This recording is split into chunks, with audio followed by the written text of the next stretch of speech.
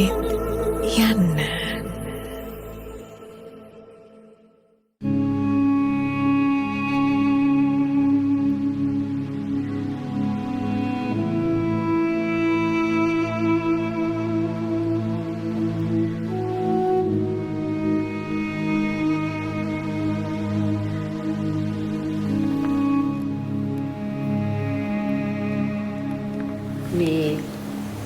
මම මිස්ටර් රවිගෙන් මේක අහන්නමයි කියලා හිටියේ.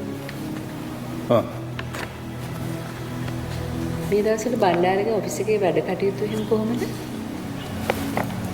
ඒ කිව්වේ? නෑ. බණ්ඩාර ගෙදර ආවම හරි අඩුවෙන් කතා කරන්නේ. මොකක් හරි ප්‍රශ්නයක්ද? මිස්ටර් රවි හස්බන්ඩ්ගේ කිසිම දෙයක් වයිෆ්ගෙන් හංගන්න බෑ කියලා කතාවක් තියෙනවානේ. දැන් බලන්නකෝ. මූඩ් එකෙන් ඔක්කොම අල්ලගෙනනේ. ඒ කියන්නේ මොකක් හරි ප්‍රශ්නයක්?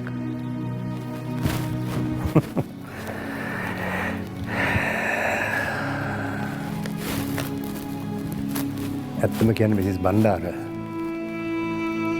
ප්‍රශ්න නම් ගොඩක් තියෙනවා. දැන් ඔය පවුලේ තියෙන හැල හැප්පීම් මිස්ටර් බණ්ඩාරගේ බිස්නස් වලටත් බලපාලා තියෙනවා. ඇයි මිස්ටර් රවි? කන්ස්ට්‍රක්ෂන් වල මොන හරි පාඩුවක් වෙලාද? මම අහගෙන ටෙලිෆෝන් එකෙන් මේ වගේ කතාවක්. මොකද වෙලා තියෙන්නේ? නෑ. සල්ලි වල ප්‍රශ්නයක් නෙමෙයි මිසිස් බණ්ඩාර. මේ මිස්ටර් බණ්ඩාරගේ හැසිරීමේ ප්‍රශ්නයක්. ඒ කිව්වේ?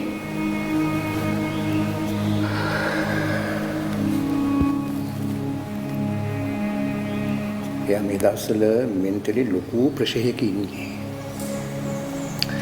ඒ නිසා දැන් ඉස්සර වගේ නෙවෙයි.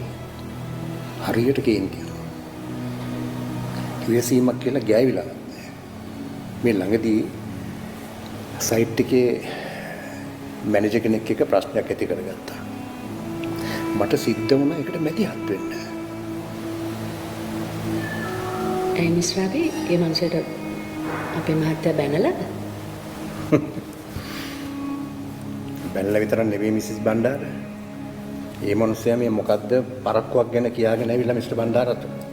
එයාට හොඳටම කේන්ති ගිහිල්ලා අර සයිට් එකේ මිනිස්සු ඔක්කොම ඉස්සරහ පිට ඒ මැනේජර්ට කනට ගහලා. අනේ දෙයියනේ. අන්තිමට මම ඒ මනුස්සයා කම්ප්ලේන් කරන්න ලෑස්ති වුණේ. මම ඉදිරිපත් වෙලා ඒක ෂේප් කළා. හැබැයි වන්තියක් ගෙවලා. ඉතින් බලන්නකො.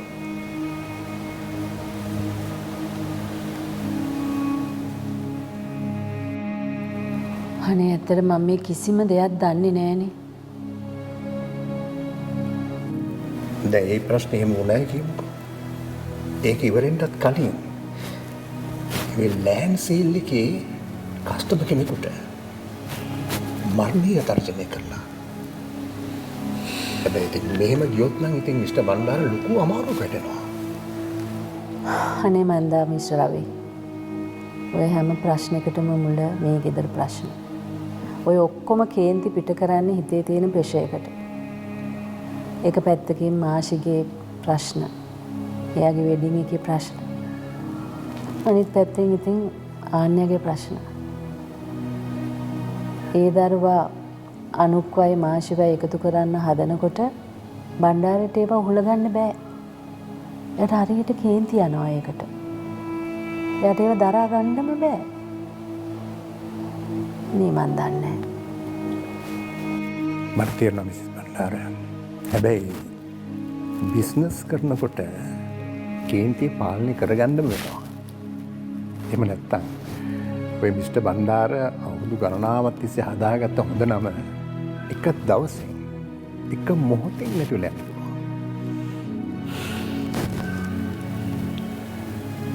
අපේ මහත්තයාට ඒ දවස්වල ඉඳලා හරියට කේන්ති යනවා. මට මතකයිනේ ගමේ ඉන්න කාලේ. කවුරු හරිම ඇවිල්ලා සද්දයක් දැම්මොත් ගහගන්නමයි යන්නේ. හරිම දඩබ්බර. මං ඒ ගැන හොඳටම දන්නවා මිසිස් බණ්ඩාර.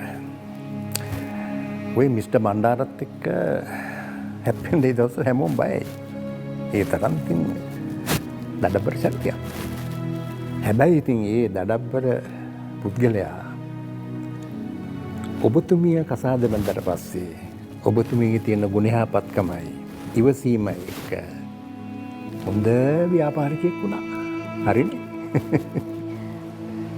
ඔව් ඉතින් මං කොහොම හරි මහත්තයාව ඒ විදිහට ටිකක් කන්ට්‍රෝල් කරගත්තා තමයි. ඒත් ඉතින් මේ ප්‍රශ්නත් එක්ක ආයෙත් එයාගේ චන්ඩිකන් එළියට එන්න පටන් අරන්. කොහොම හරි එයා අද ගෙදර ආවහම මං එයාත් එක්ක මේ ගැන ටිකක් කතා කරන්න ඕනේ. ඒක හොඳයි. අපි මේ ප්‍රශ්න ඉක්මනට ඉවර කරගමු. දැන් මාෂිගේ වෙඩින් එකෙන් පස්සේ ලොකු බරකින් නිදහස් වෙන්න පුළුවන්. ඊට පස්සේ ඉතින් ආන්නේගේ ප්‍රශ්නෙත් අපිට විසඳ ගන්න පුළුවන්. එහෙම නේද? ඊට පස්සේ ඉතින් මිස්ටර් බණ්ඩාර පුරුදු විදිහට වෙනද වගේ මෙයාගේ බිස්නස් වැඩ කටයුතු හොඳින් කරගෙන යයි.